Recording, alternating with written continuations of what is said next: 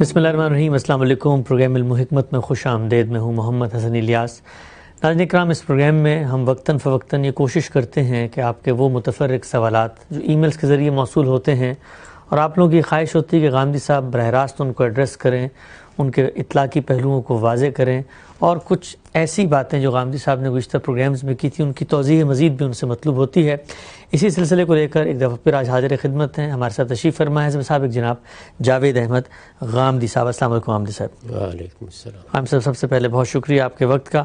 کوشش کرتے ہیں آپ کی جو باتیں آپ مختلف پروگرامز میں کرتے ہیں، لوگوں کا براہ راست فیڈ بیک اس پہ آتا ہے، وہ بھی آپ کے سامنے رکھیں اور آپ سے جانیں کہ کیسے لوگوں کے اشکالات کو حل کیا جائے اور کیسے ان کے جو سوالات ہیں ان کو ایڈریس کیا جائے۔ ایک سوال ہے بہت بنیادی نوعیت کا، ایک صاحب نے پوچھا ہے اور میں چاہتا ہوں ذرا آپ اس کا تفصیلی تجزیہ بھی کیجئے گا کہ مسلمانوں میں یہ شخصیت پرستی کا جو مرض ہے، ایک تعصب ہے، ہم یہ دیکھتے ہیں کہ ہم کسی شخص سے اگر کوئی اختلاف کر بیٹھے تو استدلال کی بنیاد پر، علم و عقل کی بنیاد پر اس کا جائزہ لینا، یا کوئی ہماری اگر محبوب شخصیت ہے اس سے کوئی غلطی بھی ہو جاتی ہے تو ہم اس کو متنبع کریں یا اپنی وابستگی کا اظہار اس سے محدود کریں، بہت کم ہوتا ہے۔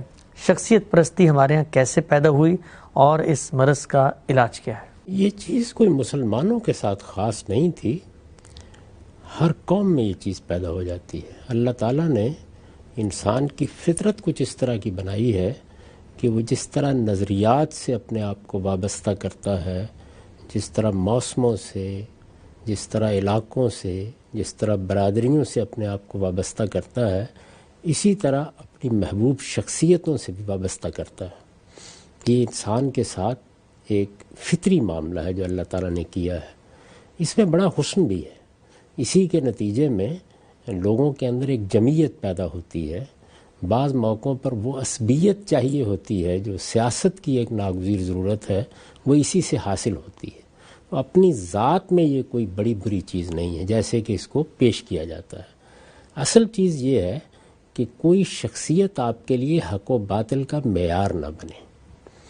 رسول اللہ صلی اللہ علیہ وسلم نے انسان کے اندر جتنے فطری داعیات ہیں ان سب کو ملحوظ رکھا ہے، اسلام نے ملحوظ رکھا ہے۔ یعنی وطن کے ساتھ محبت کا داعیہ ہے، والدین اور اعزاء کے ساتھ محبت کا داعیہ ہے، برادریوں کے ساتھ ایک عصبیت وابستہ ہوتی ہے، شعوب و قبائل کی تقسیم ہے، یہ سارے فطری داعیات ہیں۔ اگر ان کو آپ حق اور باطل کی بنیاد پر دیکھیں تو کوئی استدلال کی بنیاد یہ نہیں رکھتے۔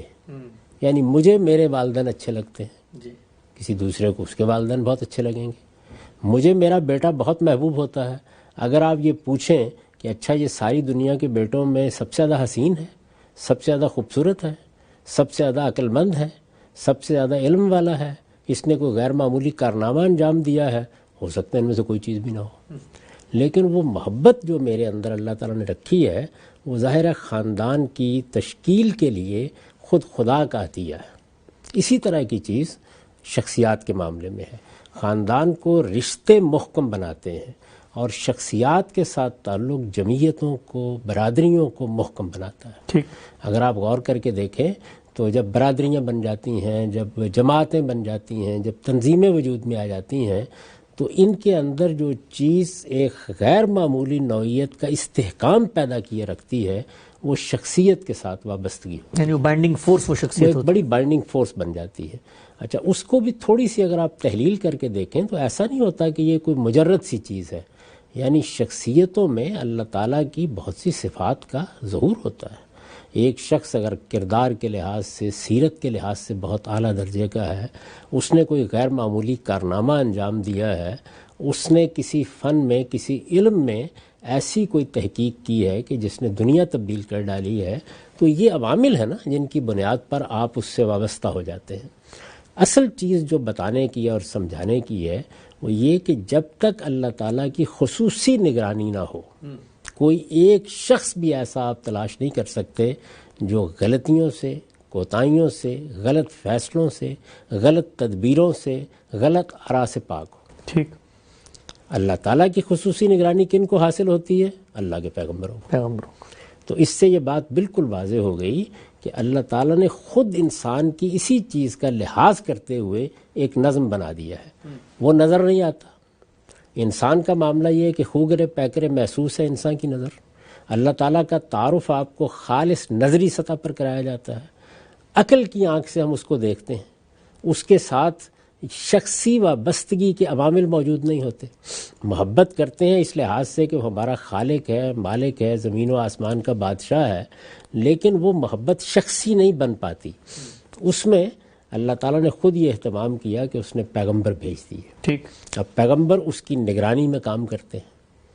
ان کے اندر اگر کوئی کسی جگہ کوئی بشری کمزوری ظہور پذیر ہوتی ہے تو اللہ تعالیٰ خود اس کی اصلاح فرما دیتے ہیں. ان کے اجتہادات تک پہ وہ نگران ہوتے ہیں. تو اس طرح پیغمبر کی ہستی ایک ایسی ہستی بن جاتی ہے کہ جس کے ساتھ اگر آپ اطاعت کا، محبت کا، عزت کا، احترام کا، توقیر کا آخری درجے کا تعلق بھی رکھیں تو اس میں کوئی قباحت پیدا نہیں ہوتی، کیونکہ وہ خود زمین کے اوپر حق و باطل کا معیار بنا کے بھیجا جاتا ہے. اس کا معاملہ یہ ہوتا ہے کہ گفتہ اللہ بول اور روح و آواز پیغمبر معجزات. تو اس کی طبیعت میں چونکہ یہ اعجاز ہوتا ہے، اللہ تعالیٰ کی خصوصی نگہبانی ہوتی ہے، اس لیے وہاں کوئی مسئلہ بڑا نہیں پیدا ہوتا. لیکن اگر محض شخصیت کے ساتھ عزت کا، احترام کا، محبت کا تعلق رکھا جائے تو یہ جس درجے میں بھی ہو محبوب ہی ہے. ٹھیک. یعنی جس درجے میں بھی ہو جائے. ان کے بعد اگر کوئی باقی شخصیات ہیں تو وہ حق و باطل کا معیار نہیں بن سکتی. حق و باطل کا معیار اگر نہیں بنایا گیا تو پھر اس کے بعد اس میں کوئی حرج کی بات نہیں کہ دنیا میں کسی علم و فن میں جس سے آپ کو دلچسپی ہے 10 شخصیات ہیں، ان سب کی آپ عزت کرتے ہیں، سب کا احترام کرتے ہیں، سب سے سیکھتے ہیں، لیکن کسی ایک شخصیت کے ساتھ آپ کا خصوصی تعلق ہو جاتا ہے. اس کے محاسن کی وجہ سے ہوگا. اچھا، محاسن میں بھی سب ایک جیسے ہیں، علم میں بھی سب ایک جیسے ہیں، اور سب چیزیں بھی ایک جیسی ہیں، لیکن ایک شخصی مناسبت ہوتی ہے. یعنی بارہا آپ کو اس کا تجربہ ہوا ہوگا کہ لوگوں کی شخصی مناسبت بعض لوگوں سے نہیں ہوتی، مزاج سے، رویے سے اس کو بھی بہت آپ وضاحت سے بیان نہیں کر سکتے. یعنی اگر آپ پھولوں کے ایک باغ میں مجھے لے جائیں اور وہاں مجھ سے پوچھیں کون سا پھول پسند ہے تو ممکن ہے کہ میں گلاب پر انگلی رکھ دوں، کوئی دوسرا لالے کو پسند کرے، تیسرا یاسمن کو پسند کرے. اب اس میں اذواق کا فرق ہے. پھول تو سارے ہی بہت خوبصورت ہوتے ہیں، یعنی پھولوں سے بڑھ کر خوبصورتی کہاں ہو سکتی ہے. لیکن اس سب کے باوجود آپ نے دیکھا ہوگا کہ انسانوں کے اذواق میں فرق ہو جاتا ہے. اچھے شعر آپ انتخاب کر لیجئے، میر کے کر لیں، غالب کے کر لیں، فردوسی کے کر لیں، اقبال کے کر لیں، ان کو لوگوں کے سامنے رکھ دیں. آپ یہ دیکھیں گے کہ ایک شعر آپ کو آخری درجے میں پسند ہوگا، دوسرا آدمی اس کو بس سنے گا اور نظر انداز کر دے گا، وہ کسی دوسرے ہی شعر کے اوپر داد دے رہا ہوگا. تو اذواق کا فرق بھی ہوتا ہے. یعنی ایک چیز ہے خالص منطقی طریقے سے تحلیل کرنا، عقلی طریقے پر یہ دیکھنا کہ یہ خوبی ہے، یہ خامی ہے، یہ صحیح ہے، وہ غلط ہے. اور ایک چیز ہے آپ کا ایک ذوقی رجحان. بہت سے لوگ ہیں ان کو ایک شخصیت ہی خاص طرح کی پسند آتی ہے. آپ نے دیکھا ہوگا کہ بہت لوگ ہیں کہ جب تک ایک خاص وضع قطع میں کسی آدمی کو نہ دیکھ لیں اس وقت تک وہ ان کے لیے مذہبی شخصیت نہیں بنتی. جی ہاں، جی ہاں. اس کے پیچھے آپ کی کلچرل روایات ہوتی ہیں، اس کے پیچھے خود شخصی رجحانات ہوتے ہیں، کیونکہ اللہ تعالیٰ نے ایک طرح کے انسان نہیں بنائے. تو اس لیے میرے نزدیک یہ ایک فطری داعیہ ہے. انسان کا شخصیتوں کے ساتھ تعلق ہوتا ہے، وہ محبت کا اظہار بھی کرتا ہے. جس چیز کی تربیت دینے کی ضرورت ہے وہ یہ ہے کہ سب شخصیات جو کسی علم و فن میں ممتاز ہیں ان کی یکساں عزت کی جائے، ان سے یکساں استفادہ کیا جائے. استفادے کے معاملے میں کوئی تفریق روا نہ رکھی جائے. لیکن اگر آپ کا شخصی تعلق کسی آدمی سے ہے یا کسی بڑے شخص سے ہے تو آپ اس شخصی تعلق کا محبت میں اظہار کریں، حق و باطل کے معیار کی حیثیت سے نہیں. اس کا جو نتیجہ نکلے گا وہ یہ کسی ایک فرقے کے لوگ، کسی ایک گروہ کے لوگ، کسی ایک جماعت کے لوگ وہی آپ کے محبوب نہیں ہوں گے. سبھی لوگوں سے آپ کا ایک تعلق خاطر ہوگا. آپ نے یہاں سے ایک چیز لیا، وہاں سے ایک چیز لیں گے، کسی اور جگہ سے کوئی دوسری چیز لیں گے. آپ کا اپنا فکر آپ کی شخصیت کے لحاظ سے ایک گلدستے کی طرح ترتیب پا جائے گا. لیکن اس کے ساتھ بہرحال کسی ایک سے آپ کی محبت غیر معمولی بھی ہو سکتی ہے. غیر معمولی محبت ہونا کوئی عیب کی بات نہیں ہے، لیکن اس درجے کا معاملہ کر دینا کہ اب یہی شخص حق و باطل کا معیار ہے، یہ اس کو پیغمبر بنانے کی بات ہے.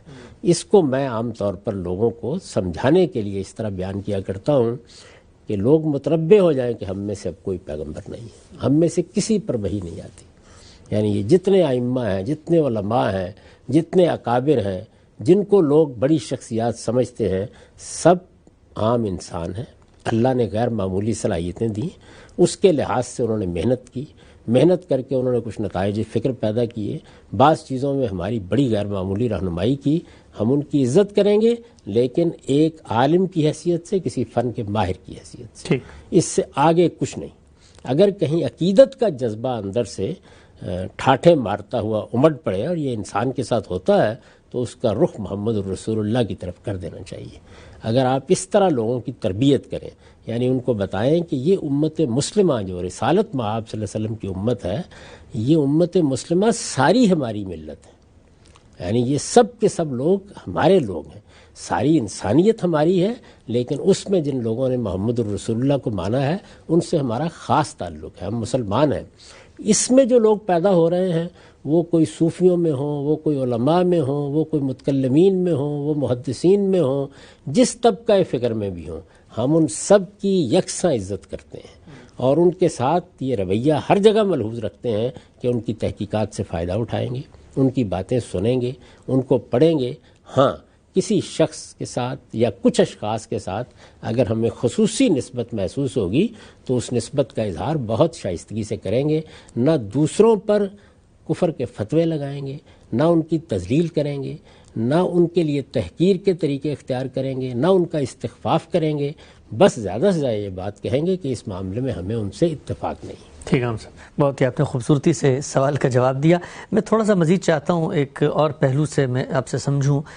عام لوگوں کو تو آپ نے بڑا اچھا جواب دیا کہ سمجھنا چاہیے کہ شخصیت کو حق و باطل کا معیار نہ بنائیں، سب کو یکساں عزت دیں، اور کوئی دوسری شخصیت جو آپ کے لیے محبوب نہیں ہے اس کو مخاطب کرتے ہوئے احساس دل میں ہو کہ کسی دوسرے کے لیے وہ محبوب ہے، تو کوئی ایسا کلمہ، کوئی ایسی بات، کوئی ایسا جس کو آپ کہتے ہیں نوکدار کلام نہ کیا جائے، اس سے کسی کے دوسرے کے احساسات کو ٹھیس پہنچے. لیکن ہم یہ دیکھتے ہیں کہ بڑی شخصیات خود جن کو لوگ جن کی طرف رجوع کرتے ہیں، بالخصوص سیاست کے میدان میں، وہ کسی دوسری شخصیت کو، جو کہ ایک اور بڑی شخصیت لوگ اس کو مانتے ہیں، اس کو جب کوئی مخاطب کرتا ہے تو وہاں یہ استدلال پیش کیا جاتا ہے کہ بھائی وہ تو چور ہے، تو اب چور کو چور نہ کہیں تو کیا کہیں. تو وہاں پر جو دوسری طبقے کے لوگ ہوتے ہیں ان کی عزت نفس بھی مجروح ہوتی ہے، ان کے احساسات کو بھی ٹھیس پہنچتی ہے. اس ڈائلاما کا کیا حل ہے؟ یعنی اس استدلال کا کیا جواب دیا جائے گا کہ بڑی شخصیات آپس میں جب دوسرے سے اختلاف کرتی ہیں تو وہاں پر وہ ایک بات کو درست سمجھ رہی ہوتی ہیں اور اس کا اظہار کر دیتی ہیں؟ میں بہت معذرت کے ساتھ آپ کی خدمت میں عرض کروں گا کہ ہر علم و فن میں، خواہ وہ سیاست ہو، سماجیات کا علم ہو، سائنس ہو، ہر جگہ ایسا ہو جاتا ہے. اور یہ بڑے المیہ کی بات ہے کہ آپ نے فرمایا بڑے آدمی، چھوٹے آدمی آگے آ جاتے ہیں. اچھا، یعنی یہ بڑی المناک صورتحال ہے.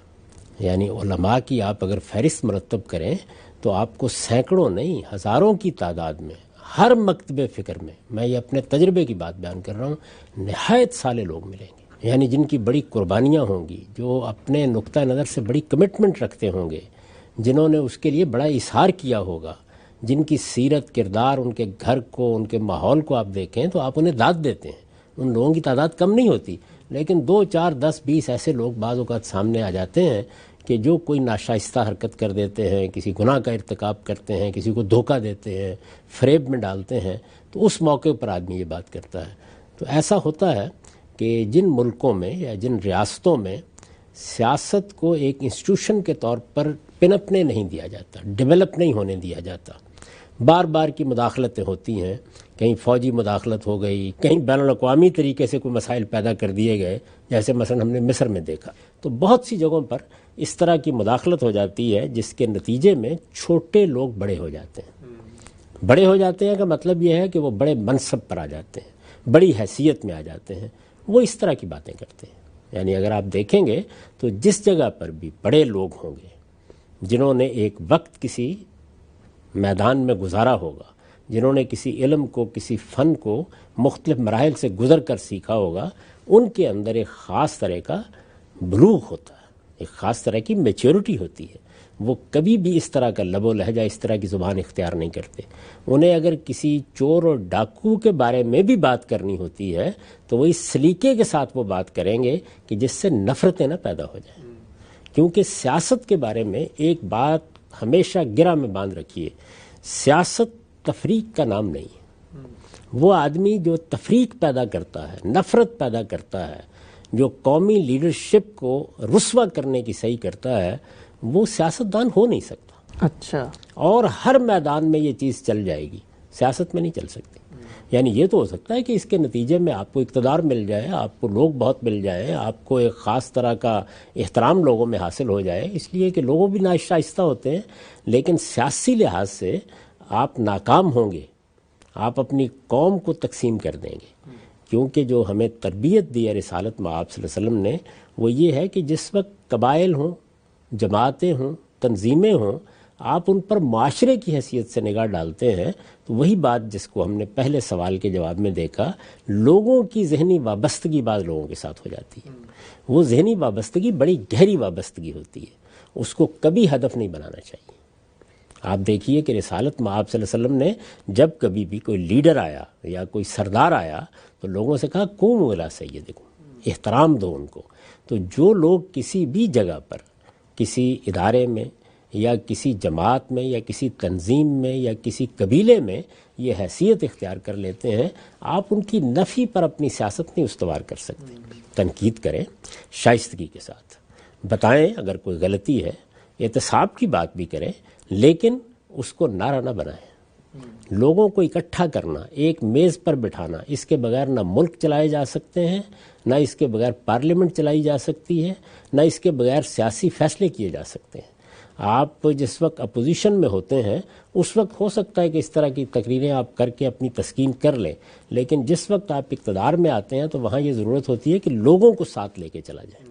اور لوگوں کو ساتھ لے کے چلنے میں اگر آپ نے ناشائستہ کلمات کہے ہیں، اگر آپ نے طعن و تشنیع کی ہے، اگر آپ نے سنی سنائی باتوں کی بنیاد پر لوگوں پہ الزامات لگائے ہیں، اگر آپ نے ان کے ساتھ برا رویہ اختیار کیا ہے، تو ایک مجلس میں بیٹھنا، ایک میز پر بیٹھنا، ایک پارلیمنٹ کے اندر بیٹھ کر ایک دوسرے سے بات کرنا ناممکن ہو جائے گا۔ جب یہ ناممکن ہو جائے گا، اچھی قانون سازی نہیں ہو سکے گی۔ معاشرے کی مجموعی تعمیر کے لیے کوئی آپ اچھی تجویز لوگوں سے نہیں بنوا سکیں گے۔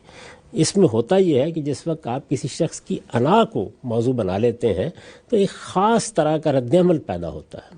اس رد عمل کو ایوائڈ کرنا چاہیے۔ ہمیں اللہ تعالیٰ نے دین جیسی چیز کے بارے میں یہی تعلیم دی، بتوں جیسی نجاست کے بارے میں یہ فرمایا کہ اس میں بھی وہ طریقہ اختیار نہ کرو کہ جس میں سب و شتم کی نوبت آ جائے۔ یہی سب و شتم ہے۔ تو اس لیے یہ بڑی ضروری چیز ہوتی ہے کہ آپ جب سیاست کے میدان میں ہیں تو یہ سمجھیں کہ سیاست وحدت پیدا کرنے کا نام ہے، یہ مختلف لوگوں کو ایک جگہ اکٹھا کرنے کا نام ہے، یہ پوری قوم کی لیڈرشپ کے ساتھ مل کر کام کرنے کا نام ہے۔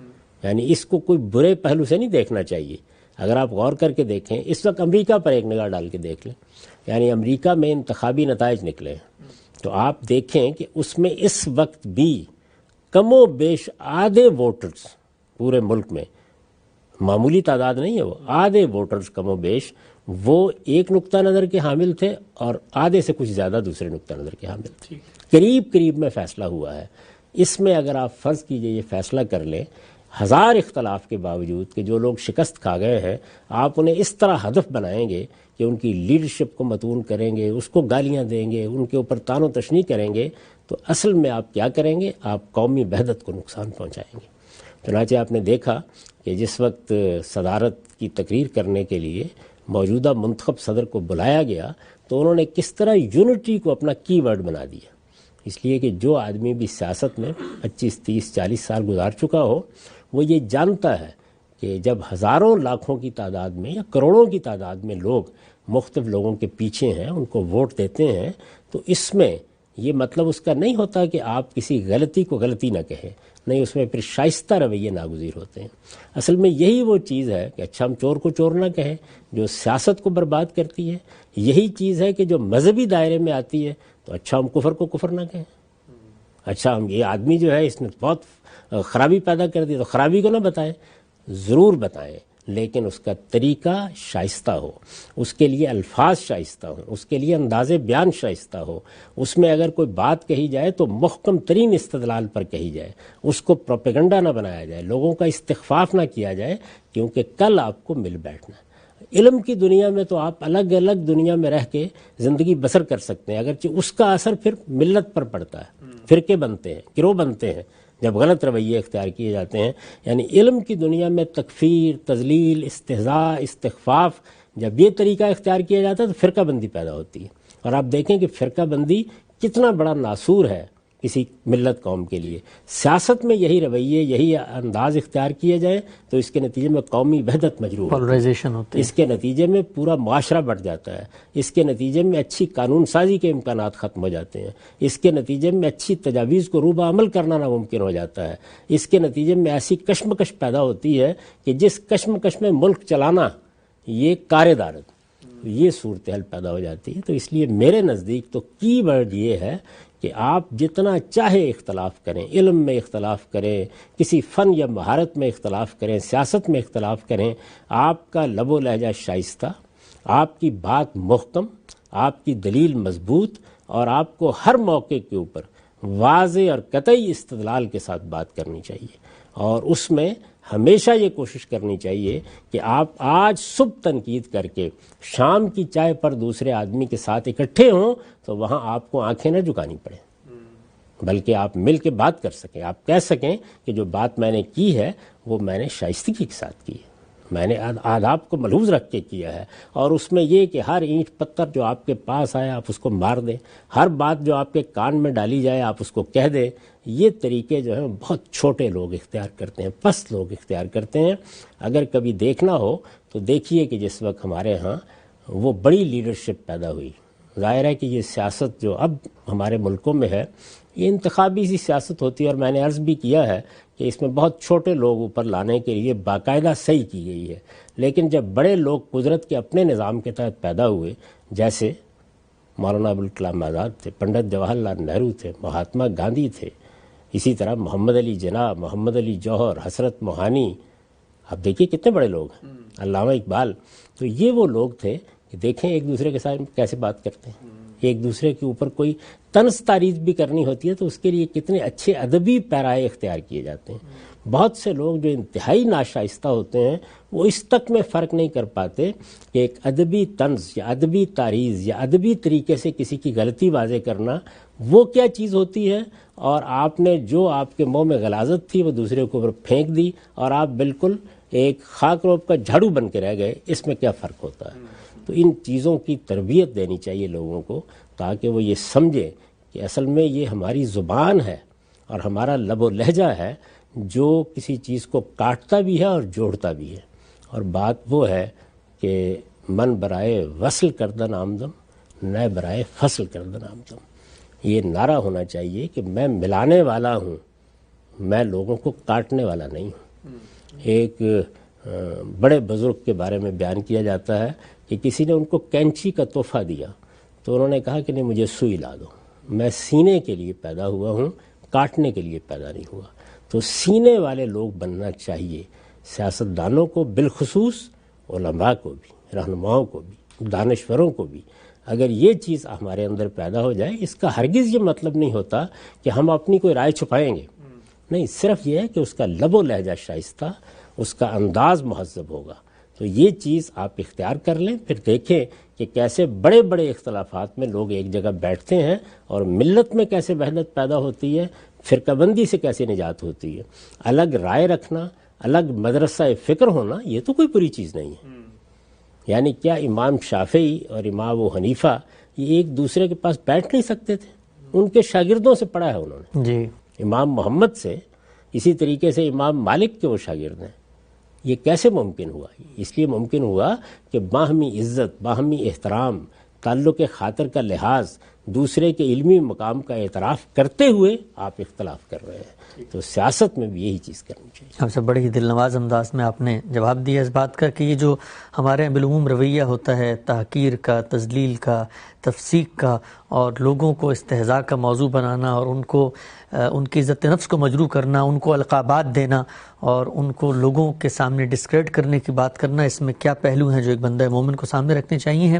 ایک اور پہلو میں آپ سے جاننا چاہوں گا، آپ اکثر یہ بات کرتے ہیں اور لوگوں کو توجہ بھی دلاتے ہیں کہ جو تنقید کرنے کا شائستہ اسلوب کیا ہے اور لب و لہجے میں نرمی اور کیسے آپ کو اس میں ایک اعتراض عام طور پہ کیا جاتا ہے کہ یہ ساری باتیں جو ہیں یہ تو جو مغربی سماج کے اندر ایک ہیومنزم کے تحت بزنس ماڈیولز میں کمرشل انٹرسٹ کے لیے لوگوں کی ڈیولپ ہونے والی مورل ایتھک کا ایک کوڈ ہے، اس کا بیانیہ ہے. یعنی ہم تو جو حق بات ہوگی چاہے اپنوں کو اچھی لگے بری لگے بیان کریں گے.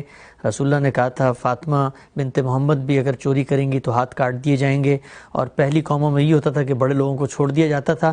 تو حق بات ڈنکے کی چوٹ پر دو ٹوک انداز میں کہی جائے گی. یہ کہ ہم چیزوں کو کسی طریقے سے تحمل کے دائرے میں لوگوں کو بیان کریں اور یہ عزت نفس کا خیال کرنا، یہ تو مغربی اخلاقیات ہے جو ایک خاص عہد میں خاص طریقے سے پیدا ہوئی ہے. اس کے بارے میں کیا کہیں گے؟ مجھے نہیں معلوم کہ وہ مغرب کہاں پایا جاتا ہے جس سے لوگ اس طرح کا الہام حاصل کر سکتے ہیں. میرا منبع الہام تو رسالت مآب صلی اللہ علیہ وسلم کی شخصیت ہے. رسالت مآب صلی اللہ علیہ وسلم نے ہمارے سامنے اس کے بہترین نمونے رکھے. یہ جو مثال آپ نے بیان فرمائی اس کے بارے میں تو یہی کہا جا سکتا ہے کہ ماروں گھٹنا پھوٹے آنکھ. یہ کیا چیز ہے؟ یعنی جس وقت آپ کو انصاف کے مسند پر بیٹھ کر فیصلہ کرنا ہے وہاں تو آپ قانون کا اطلاق کریں گے. وہ فاطمہ بنت محمد پر بھی ہوگا اور وہ کسی اور بڑے سے بڑے شخص پر بھی ہوگا. یعنی یہ کیا بات ہے جو بیان کی گئی ہے؟ اس کا کوئی تعلق ہے اس سے؟ اب میں آپ کو مثالیں دیتا ہوں. رسالت مآب صلی اللہ علیہ وسلم ایک غزوے میں تھے. یہ آپ کے علم میں ہے کہ وہاں پر عبداللہ بن ابی نے بعض لوگوں کو غلط چیزوں پر ابھارا. اس سے ایک افتراق کی صورت تک پیدا ہو گئی. اس شخص کے بارے میں اب کم و بیش اتفاق ہے کہ رسالت مآب صلی اللہ علیہ وسلم بھی سمجھتے تھے کہ اس کے دل میں نفاق ہے. یعنی ایسا نہیں ہے کہ کسی غلط فہمی میں تھے، یہ سمجھتے تھے کہ اس کے دل میں نفاق ہے. اس موقع پر جو الفاظ اس نے کہے وہ سخت گستاخانہ ہے، ان کے اندر بڑی تحقیر ہے. اور یہ بات محض کسی روایت کی بنیاد پر، میں یہ نہیں کہہ رہا، سورہ منافقون میں وہ الفاظ نقل کر دیے گئے. اندازہ کر سکتے ہیں نا آپ؟ جی پڑھیے ان الفاظ کو ذرا. اس سب کچھ کے باوجود رسول اللہ صلی اللہ علیہ وسلم نے اس کے بارے میں کیا رویہ اختیار کیا، یعنی کس طرح سے اس کے ساتھ تکریم کا رویہ رکھا. یہ معلوم ہے کہ سیدنا عمر بھی رنجیدہ خاطر ہوئے لیکن جنازہ پڑھایا، اپنی چادر دے دی اس کے بیٹے کے کہنے کے اوپر. اس موقع پر کارروائی کرنے سے انکار کر دیا. جس وقت یہ کہا گیا تو یہ فرمایا کہ لوگ کیا کہیں گے کہ محمد اپنے ساتھیوں کے ساتھ اس طرح کا معاملہ کرتا ہے. تو آپ کا شائستہ رویہ، آپ کی تہذیب، اس کا مغربی سرمایہ دارانہ اخلاقیات سے کیا تعلق ہے؟ یہ تہذیب ہمیں محمد الرسول اللہ صلی اللہ علیہ وسلم نے سکھائی ہے. اختلاف اپنی جگہ، اس کو بیان کریں اور وضاحت کے ساتھ بیان کریں. یعنی ہر کفر کو کفر کہا جائے گا، ہر شرک کو شرک کہا جائے گا، لیکن جس وقت آپ کسی شخص کے ساتھ بات کر رہے ہیں، جس شخص کے ساتھ معاملہ کر رہے ہیں، وہاں کچھ آداب کا لحاظ رکھا جائے گا. آداب کا لحاظ کرنا تہذیب اور ثقافت ہے. وہ لوگ جو ان گھڑ رہ جاتے ہیں، جن کی تہذیب نفس نہیں ہوئی ہوتی، جن کو کسی نے تربیت نہیں کیا ہوتا، جن کو بات کرنا نہیں سکھایا ہوتا، یہ وہ کام کرتے ہیں. تو رسول اللہ صلی اللہ علیہ وسلم، اسی طرح صحابہ کرام باہمی اختلافات میں دیکھیے کیا رویہ انہوں نے اختیار کیے ہیں. اچھا، کسی سے اگر کسی موقع پر کوئی سخت بات ہوئی ہے تو کیا رسول اللہ صلی اللہ علیہ وسلم نے فرمایا ہے کہ شاباش، یہ حق کا اظہار ہے؟ سیدنا ابو بکر صدیق نے اپنی مدافعت میں 2 کلمے کہے تو آپ نے فرمایا کہ جیسے ہی تم نے یہ بات کرنا شروع کی اپنے اوپر سخت گفتگو کرنے والے شخص سے، تو فرشتے تمہاری تائید میں کھڑے تھے، واپس چلے گئے. تو یہ تعلیم ہمیں اللہ کے پیغمبر نے دی. سیدہ عائشہ کے ساتھ بات کرتے ہوئے متنبع فرمایا کہ جو باہر آدمی ملنے کے لیے آیا وہ اچھے کردار کا آدمی نہیں ہے، لیکن باہر جا کر بہت خوبی کے ساتھ اس سے بات کی. واپس آئے تو سیدہ ہی نے سوال کر دیا، تو فرمایا میں یہ نہیں چاہتا کہ لوگ مجھ سے نفرت کر کے بھاگیں. بات کس طرح کرنی ہے، بیٹھنا کیسے ہے، کسی نقطہ نظر کو بیان کیسے کرنا ہے، اس کا تعلق محمد الرسول اللہ صلی اللہ علیہ وسلم کی سکھائی ہوئی اخلاقیات سے. اس کے بعد ہماری ایک علم کی تاریخ ہے، اس میں بڑے جلیل القدر لوگ پیدا ہوئے ہیں، اور جب تک یہ فرقہ بندیاں یہ صورت نہیں اختیار کر گئیں اس وقت تک لوگ اپنے پیروکاروں کو، اپنے ساتھ محبت رکھنے والوں کو، اپنے مسترشدین کو یہی تعلیم دیتے تھے کہ ایک دوسرے کی عزت کرو، احترام کرو. عزت اور احترام یہ اپنی ذات میں ایک قدر ہے، ایک ویلیو ہے. دوسروں کو عزت دینا، احترام کرنا. آپ کسی بڑے کی عزت کرتے ہیں، کہا گیا نا کہ بزرگوں کے ساتھ عزت سے پیش آؤ، تو ہو سکتا ہے کہ بزرگ کو بڑا ہی اوباش آدمی ہو، اس کی اوباشی کا علاج الگ سے کیا جاتا ہے. لیکن اگر میں چھوٹا ہوں تو مجھے بہرحال اچھے طریقے سے پیش آنا چاہیے. اور پھر یہ بات کہ کوئی چیز ابھی ثابت نہیں ہوئی، کسی چیز کی ابھی تنقید باقی ہے، اگر ایسا کچھ ہو جائے گا، کسی کا کوئی جرم ثابت ہو جائے گا تو عدالتی نظام اس پر کارروائی کر لے گا، میں اپنی زبان کیوں خراب کروں؟ اسی طرح سے دین کے معاملے میں یا کسی دنیوی علم کے معاملے میں اگر مجھے کسی سے اختلاف ہے تو کیا میں طنز کر کے، استہزاء کر کے، استخفاف کر کے، اس کے ساتھ محبت رکھنے والوں کا مذاق اڑا کے، اس کا مذاق اڑا کے کوئی چیز حاصل کر لوں گا؟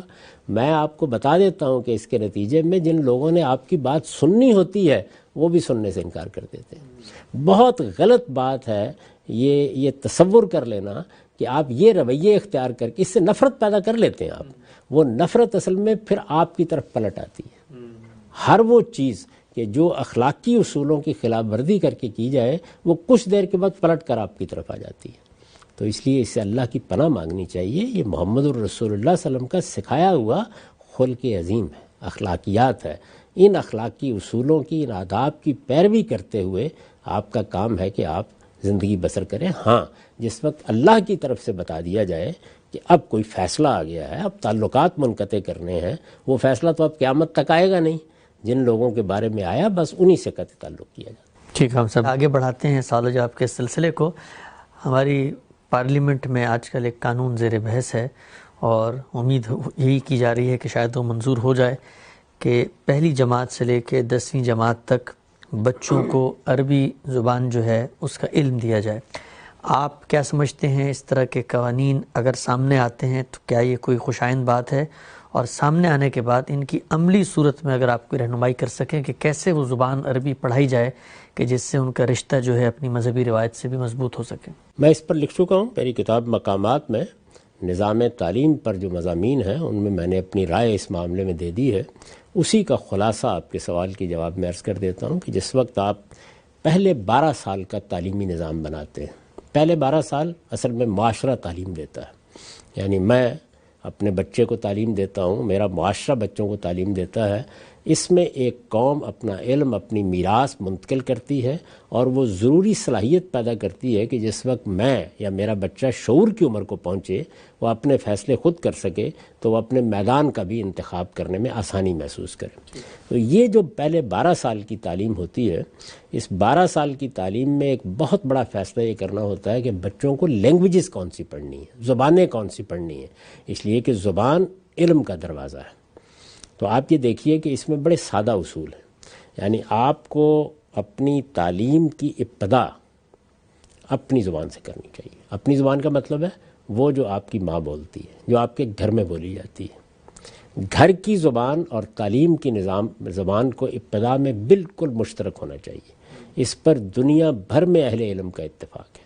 ایک بچے کو آپ پہلے ہی مرحلے میں زبان کے اس تصادم میں نہیں ڈال سکتے.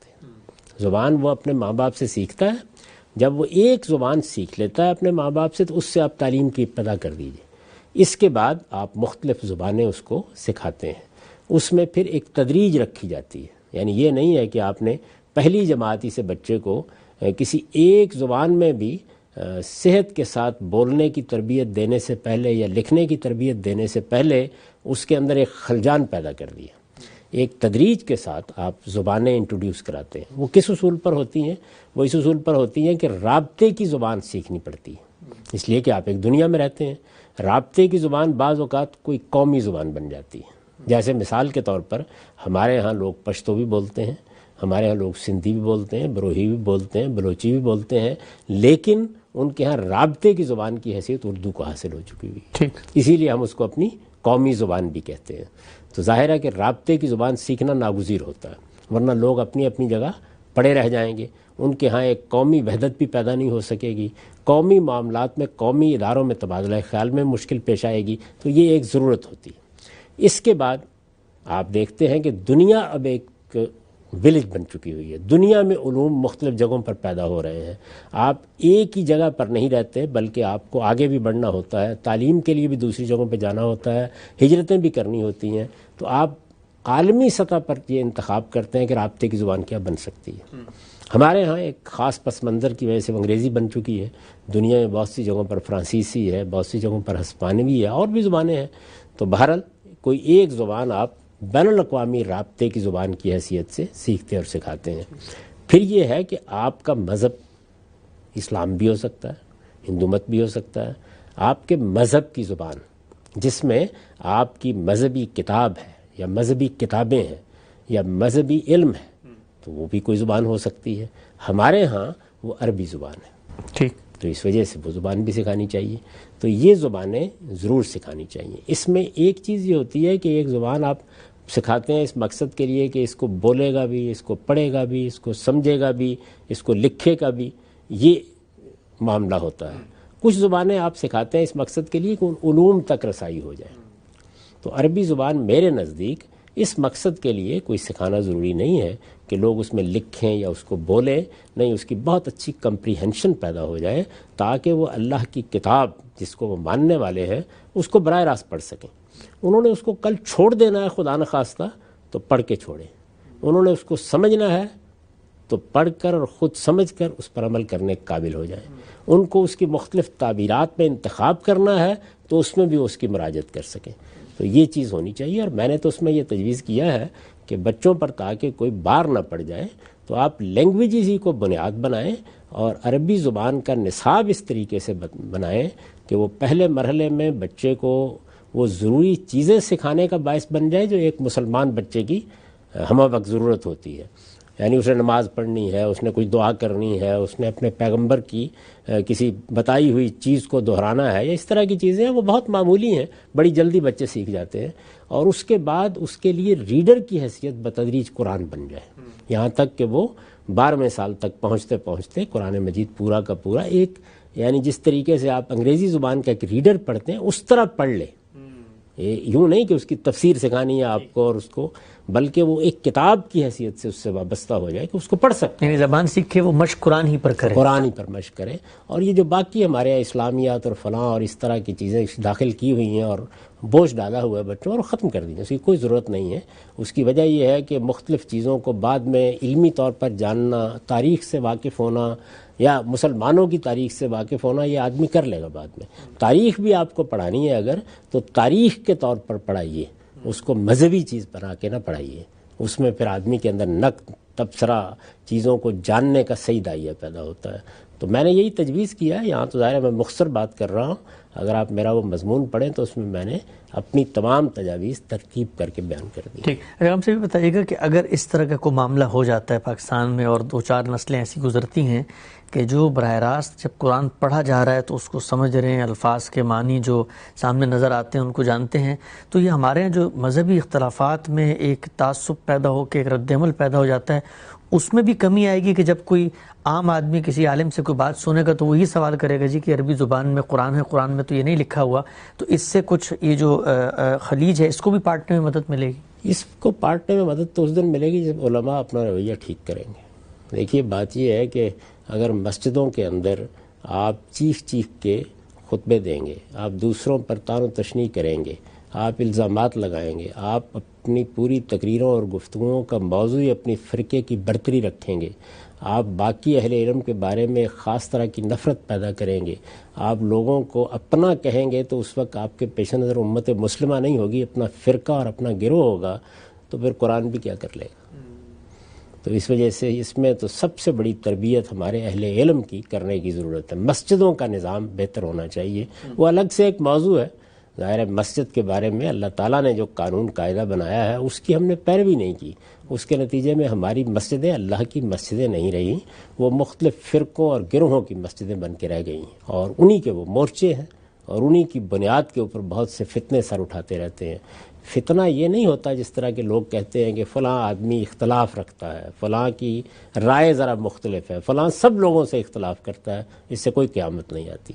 فتنہ اس وقت پیدا ہوتا ہے جب آپ نفرت پیدا کرتے ہیں، جب آپ امت کو توڑتے ہیں، جب آپ ملت میں تفریق پیدا کرتے ہیں، جب آپ لوگوں کو نشانہ اور ہدف بناتے ہیں، جب پگڑیاں اچھالتے ہیں، جب ان پر الزامات لگاتے ہیں، جب ان کی نیتوں پر حملے کرتے ہیں، اس سے فتنے پیدا ہوتے ہیں۔ ٹھیک ہے، ہم سب آگے بڑھتے ہیں، کچھ مزید سوالات لے لیتے ہیں۔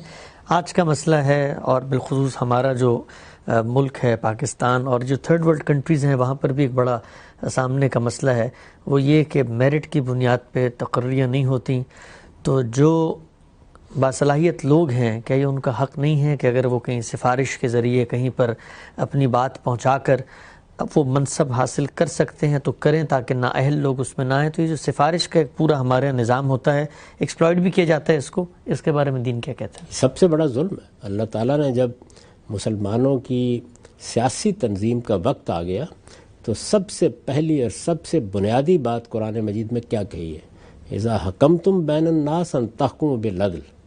ایک بات یہ فرمائی کہ جب فیصلے کرو تو عدل کے ساتھ کرو، اور دوسری بات کیا کہی؟ ان تودوا الامانات الی اہلھا، یعنی میرٹ پر ذمہ داریاں دو، اہلیت کی بنیاد پر ذمہ داریاں دو۔ یہ تو سیاسی نظم کی، اجتماعی نظم کی، اچھے سماج کی بنیاد ہے۔ اس کی خلاف ورزی کے نتیجے میں معاشرے میں فرسٹریشن پیدا ہوتی ہے، لوگوں کے اندر حوصلہ ختم ہو جاتا ہے، وہ اپنا ملک چھوڑنا شروع کر دیتے ہیں، وہ دنیا میں دوسری جگہوں پر جا کر اپنے لیے مامن تلاش کرتے ہیں، اور اس کا لازمی نتیجہ یہ نکلتا ہے کہ جو قومی افتخار، قومی وحدت، قومی استحکام پیدا ہونا چاہیے وہ مفقود ہونا شروع ہو جاتا ہے۔ تو سب سے زیادہ جس چیز کا اہتمام کرنا چاہیے وہ یہ دو ہی چیزیں ہیں، عدل یعنی جسٹس، یہ کسی حال میں مجروح نہ ہو۔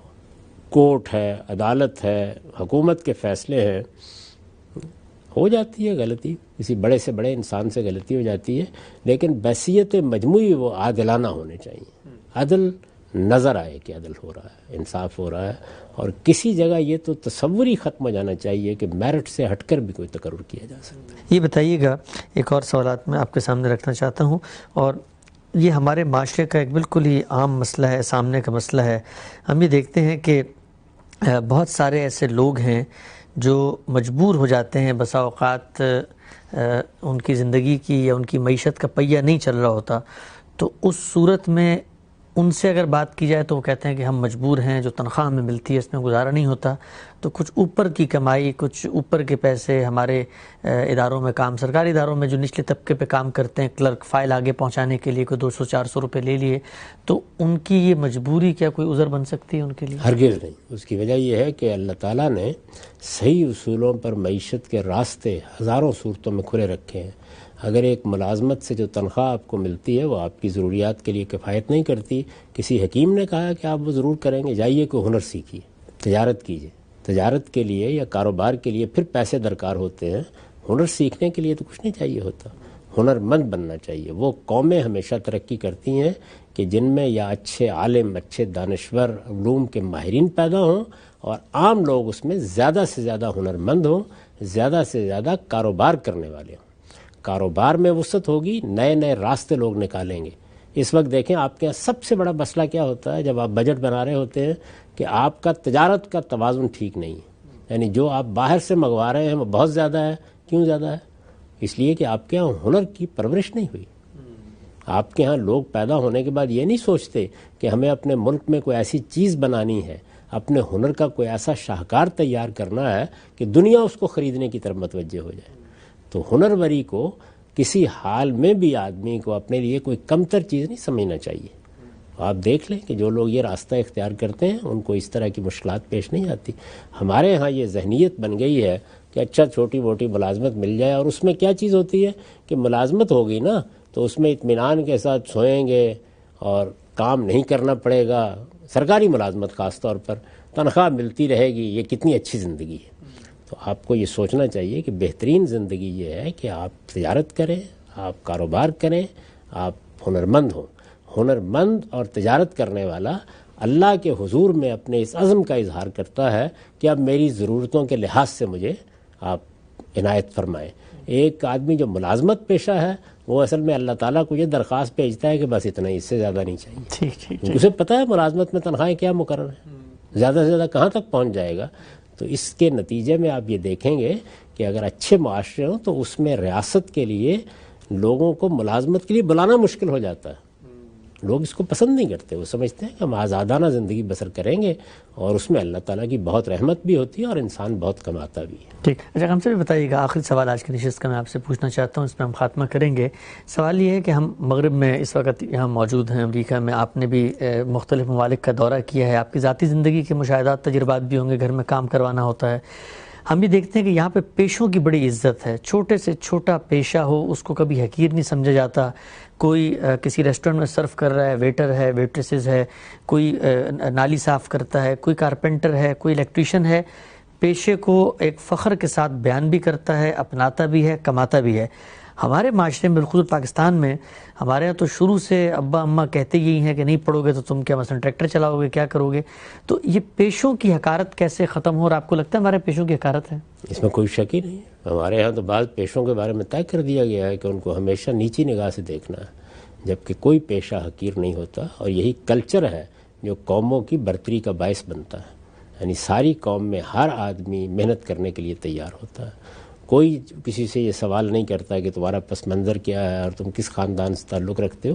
محنت ہے، ہنرمند آدمی اس نے کوئی ہنر سیکھا ہے، اس کے لحاظ سے محنت کرتا ہے. بڑی شان سے لوگ آتے ہیں، میں نے یہ دیکھا ہے، ان کے پاس گاڑیاں ہوتی ہیں، اچھا لباس پہنا ہوا ہوتا ہے، بڑے وقار سے آتے ہیں، اپنا کام کرتے ہیں اور دیانتداری کے ساتھ کام کرتے ہیں، اور پھر اس کے بعد اس کا معاوضہ لیتے ہیں، اور وہ معاوضہ جو ہے وہ چیزوں کی قیمت سے زیادہ ہوتا ہے.